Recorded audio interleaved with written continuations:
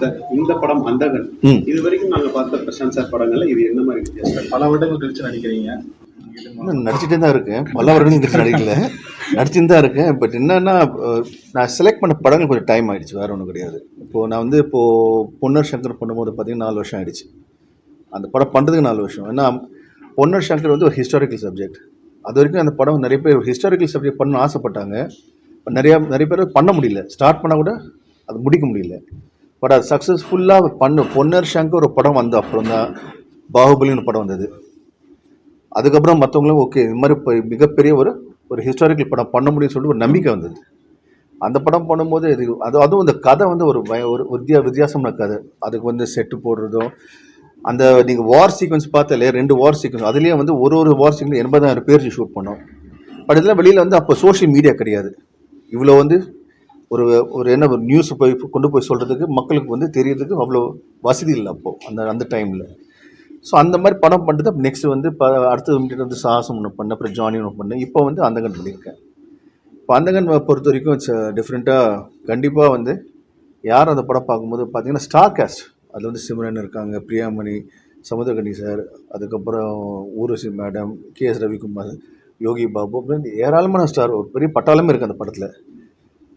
ஒரு படம் வந்து பார்க்கும்போது உங்களுக்கு வந்து அதை வந்து என்ஜாய் பண்ணணும். என்னை பொறுத்த வரைக்கும் படம் வந்தது மக்கள் உள்ளவர் வந்து என்ஜாய் பண்ணணும். அதை என்னென்ன கவலை இருந்தாலும் எந்த பிரச்சனையும் வந்து என்ஜாய் பண்ணிட்டு 3 இயர்ஸ் என்ஜாய் பண்ணிட்டு 2 இயர்ஸ் என்ஜாய் பண்ணிட்டு போகணும், அவ்வளோதான். அதுதான் படம். அதுவும் மெயினாக வந்து நான் படம் பண்ணுறது வந்து என் ரசிகளை வந்து மகிழ வைக்க தான், வந்தோடனே ஜாலியாக இருக்கணும். அதில் வந்து என்னென்ன பண்ண முடியும்? ஸோ அதே கதை தான், நீங்கள் பார்க்காத கதை கிடையாது, மக்கள் பார்க்காத கிடையாது. அதில் புதுசான பண்ண முடியுமா? ஏதோ ஒரு சின்ன ட்விஸ்ட்டு வருதா? அது மாதிரி பார்த்து பண்ண படம் தான் அந்தகன். நிறைய பொருள் பண்ணி எக்கச்சக்கம் என்ன சொல்கிறது, ஒரு பிரம்மாண்டமான படம் வந்து தயாரிச்சிருக்கோம். இப்போ ரிலீஸ் பண்ணுறதுக்கு நம்ம நல்ல நேரம் பார்த்து வெயிட் பண்ணிகிட்டு இருக்கோம். கூடிய சீக்கிரம் ரிலீஸ் ஆகிடும். நீண்ட காலமாகவே வந்து பிரசாந்த் சாரை ஒரு ஹீரோவாகவே பார்த்து பழகிட்டோம். இப்போ வந்து நிறைய ஹீரோஸ் வந்து ரீஎன்ட்ரி, அதாவது ஒரு அருண் விஜய் சாரா இருக்கட்டும், இல்லை தனியுருவம் இல்லை அரவிந்த் சாமி சாரா இருக்கட்டும், ஒரு ஆன்டி ஹீரோஸை செக் பண்ணாங்க.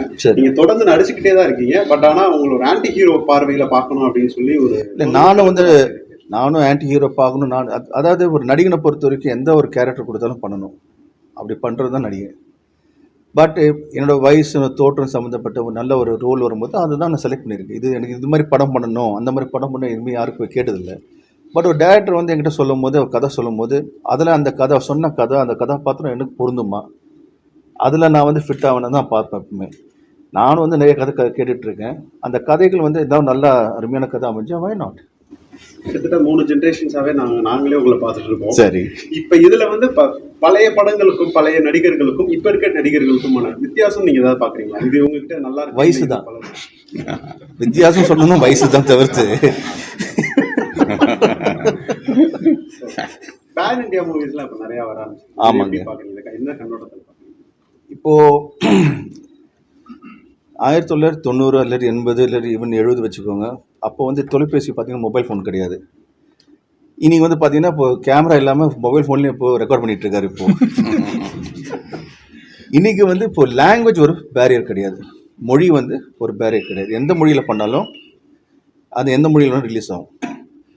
இந்த மொழியில் தமிழில் பண்ணால் கூட ஹிந்தியில் ரிலீஸ் ஆகுது, ஹிந்தியில் பண்ணால் தமிழில் ரிலீஸ் ஆகுது. ஸோ அதனால எல்லா படமே பேன் இண்டியா தான். அது முதல் பேன் இண்டியா படம் வந்து பார்த்தீங்கன்னா ஜீன்ஸ் தான். ஸோ எப்பவுமே வந்து கடவுள் வந்து எனக்கு கொஞ்சம் ஒரு நல்ல ஒரு இடத்துல வச்சுருக்காரு. இல்லை எதுவாக இருந்தாலும் முதல்ல வந்து நம்ம போய் பண்ணுறதுக்கு ஒரு வாய்ப்பு எனக்கு வந்து எப்பவுமே வந்து அமைச்சு கொடுத்துருக்காரு. இப்போ ஒரு பிஸ்னஸ்மேன் அரசியல் வந்து நீங்கள் எப்படி பார்ப்பீங்க, ஒரு டாக்டர் அரசியல் வந்து நீங்கள் எப்படி பார்ப்பீங்க, அதே கண்ணோட்டத்தில் நடிகர் வந்து பாருங்களேன், என்ன தப்பு சார்? இந்த ஒரு பாராளுமன்றத்தில் விஜய் கட்சி ஆரம்பிச்சு, சரிங்க, அவர் உங்ககிட்ட ஆதரவு கேட்டாருன்னா நீங்கள் ஆதரவு? மக்களுக்கு யார் நல்லது பண்ணுறாங்களோ ஆதரவு அவங்களுக்கு தாங்க. அது வேற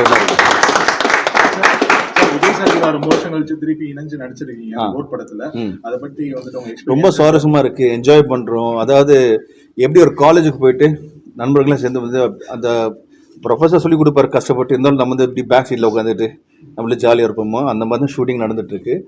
ஒரு பக்கம் வந்து ஒரு சீரியஸ் நோட்டாக இருந்தாலும் இன்னொரு பக்கம் வந்து ஒரு எல்லாம் சேர்ந்து ஒரு ஃபேமிலியாக எப்படி, அதாவது ஒரு காலேஜ் போனால் ஜாலியாக சொன்ன மாதிரி தான், அதே மாதிரி தான் நம்ம என்ஜாய் பண்ணிட்டு இருக்கோம். விஜய் சாரை ரொம்ப வருஷத்துக்கு முன்னாடி நீங்க பார்த்துருப்பீங்க. சரி, அந்த சினிமாவுக்கு வந்த புதுசுல இருந்த விஜய் சாருக்கும் இப்போ இருக்க விஜய் சாருக்கும் வித்தியாசம் ஏதாவது பார்த்து? அதே தான். அப்படி எப்படி அப்போ எப்படி இருந்தாரோ, நான் எப்படி அப்படி இருந்தனோ நாங்கள் 2 பேரும் அப்படி தான் இருக்கோம்.